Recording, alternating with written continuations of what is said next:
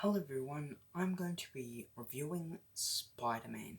So, if you're wondering why I'm reviewing this movie leading up to Spider-Man No Way Home on December 16th, I have decided to review two Spider-Man, including Venom movies, so two of them every week, Monday and Wednesday.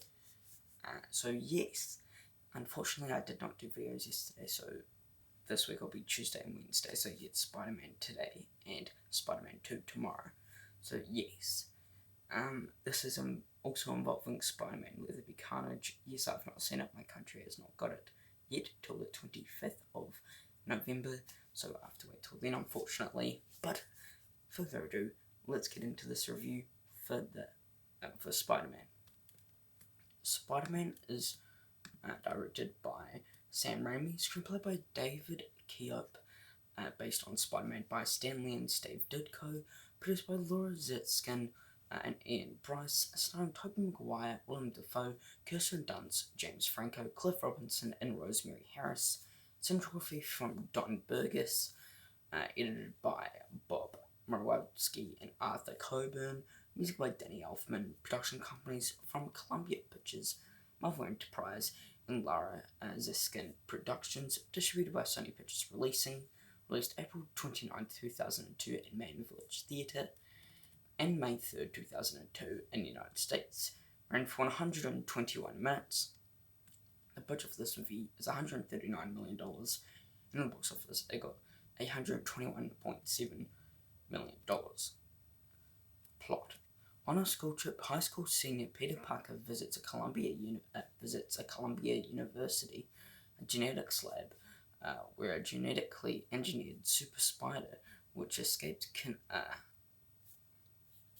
containment, bites him. After returning home, he feels ill and passes out. Meanwhile, Norman Osborn, owner of scientific corporation Oscorp, tries to land a major military contract. He experiments on himself with the unstable performance-enhancing chemical and goes insane, killing his assistant and stealing a glider and a flight suit. The next morning, Peter notices he is no longer nearsighted, and his body has metamorphosed into a more muscular physique. At school, he discovers that he can shoot spiderwebs from his wrist, and he can accelerate reflexes and an increased ability to sense danger after beating school bully Flash Thompson in a fight. He realizes that he has acquired the abilities of the spider who bit him, and verifies this by climbing up a wall. The cast: Tobey Maguire as Peter Parker or Spider-Man, Willem Dafoe as Norman Osborn, Green Goblin, Kirsten Dunst as Mary Jane Watson, James Franco as Harry Osborn, Cliff Robertson as Ben Parker, Rosemary Harris as May Parker, J.K. Simmons as J. Jonah Jameson, and more. Development. In the early 1980s, Marvel Comics was in negotiations with film producers to bring their flagship character Spider-Man to the big screen. Producer Roger Corman was the first to hold up an option on the Spider-Man property and began to develop the film at Orion Pictures. Spider-Man co-creator Stan Lee was brought on to write a screenplay which featured Cold War themes and Dr. Octopus as the primary antagonist. The project did not come into fruition following budgetary disputes between Corman and Lee. The film rights were then acquired by Menahem Golan and Jurgen Golbus of the Cannon Group for $225,000. There we go. The two were not familiar with the characters' backgrounds and mistook Spider-Man for being similar to a werewolf-like character. Leslie Stevens, creator of The Outer Limits, was hired to write a screenplay based on the concept. Stevens' script featured Peter Parker as an ID badge photographer who becomes subject to a mad scientist experiment which transforms him into a human tarantula. Toby Hooper, who was preparing to shoot the Texas Chainsaw Massacre 2 and Invaders from Mars for Canon, signed on to direct. Stan Lee hated the horror route the studio was taking with the character and demanded that a new script should be written that was closer to the source material. By 1995, a new script was being written by Ted Newsom and John Brancato. In this version, Peter Parker receives his spider-like abilities from a cyclotron experiment. Dr. Octopus served as the antagonist and was written as Parker's mentor turned enemy.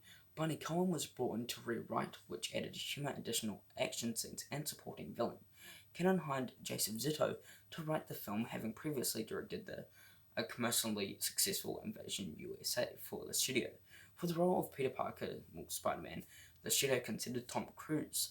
While Zito was interested in casting actor and stuntman Scott Lever, who had previously done promotional appearances as Spider-Man for Marvel.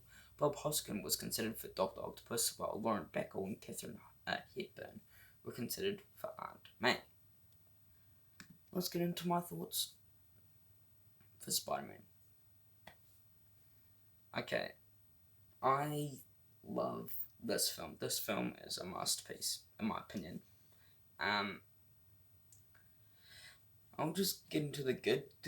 I like the story to this movie. The story was really intriguing. It was really intriguing. It was really entertaining as well, this movie. The direction by Sam Raimi. He was fantastic. Tobey Maguire is Spider-Man, by far my favourite Spider-Man I have seen. But Spider-Man, it's a classic. I love this film it's such a great movie. Tobey Maguire does a great job.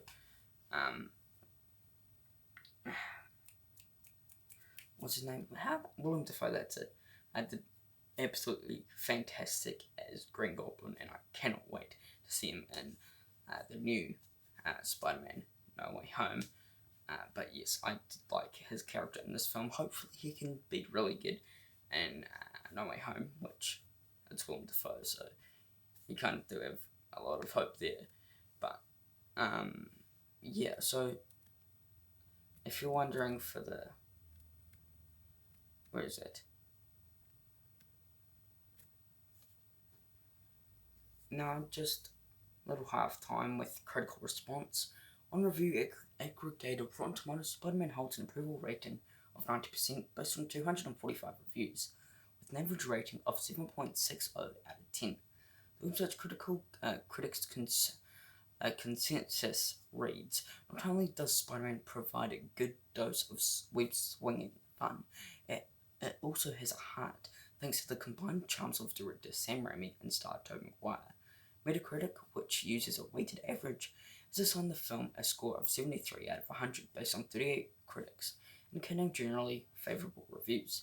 Audience polled by CinemaScore gave the film an average grade of an A- on an A+ to an F scale.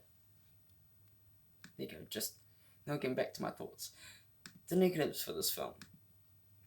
To be honest, I don't think there's actually any negatives that I can think of, but it was really good. I do like Green Goblin. I've already said that. Mary Jane, played by Kirsten Dunst, fantastic. Harry Osborn, James Franco, who played Harry Osborn, did a bloody great job. This film, it's a really entertaining film, and you just wait till my Spider-Man 2 review, because it's gonna be a big one, and it's gonna be a good one. But Spider-Man, it was such a great movie. An awesome film. Masterpiece of a film, in my opinion. Sam Raimi does a fantastic job directing it. But for my score for Spider-Man 2002, I'm going to be giving it a 5 out of 5 stars. Percentage, I'm going to be giving it a 98% grade. I'm going to be giving it a A+, and out of 10, I'm going to be giving it an 9.8 out of 10. So, when I last did the review for Spider-Man 2002, it was a 4.5, but I upped it to a 5 on my rewatch. Loved it. It's a great film. It's an awesome masterpiece film. Definitely check this movie out. But yes, more reviews and videos coming out later today, like the Heart of the Film movie review, Love Hard movie review, Coco movie review. You have all MCU films. I won't be doing TV. I'll wait till Hawkeye gets released. So that will be happening. Films ranked. And then I know it's a little bit late, but all 13 October 2021 movies are ranked. But yes, hope you enjoyed this video. Please subscribe to my channel, it'd be a big help. Thank you for watching. Take care. Peace.